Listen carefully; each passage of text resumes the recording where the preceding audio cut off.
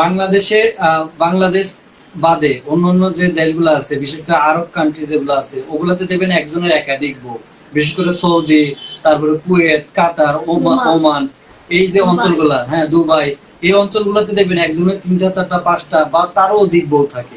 দেখবেন এই দেশের মানুষগুলো সবচেয়ে সুখী। এই দেশে দেখবেন ধর্ষণ নাই, তারপর দেখবেন ক্যাচাল নাই। যদি হাজবেন্ড যদি প্রথম বিয়ে করার পরে আরেকটা বিয়ে করতে চায়, এই ওইসব দেশে কিন্তু পরকীয়াও নাই। ধরেন হাজবেন্ড প্রথম বিয়ে করার পরে যদি আরেকটা বিয়ে করতে চায়, বড় বউ নিজে পছন্দ করে মেয়ে দেখে বিয়ে দিয়ে দেয়। তাহলে দেখেন ওই দেশের মানুষই সবচেয়ে সুখে আছে। আর আমাদের দেশের মহিলারা কি বলে জানেন? স্বামীর ভাগ কাউকে দিতে পারবো না, স্বামীর ভাগ দেওয়া যায় না। ঠিক আছে, এই ডায়লগটা কই থেকে শিখছে জানেন? হয়তো স্টার জলসা থেকে শিখছে, তা না হইলে ওই যে জি বাংলা থেকে শিখছে, তা না হইলে বাংলা ছবি ওই যে রুজিনা কবরী বা অপু বিশ্বাসের কোন ছবি থেকে শিখছে।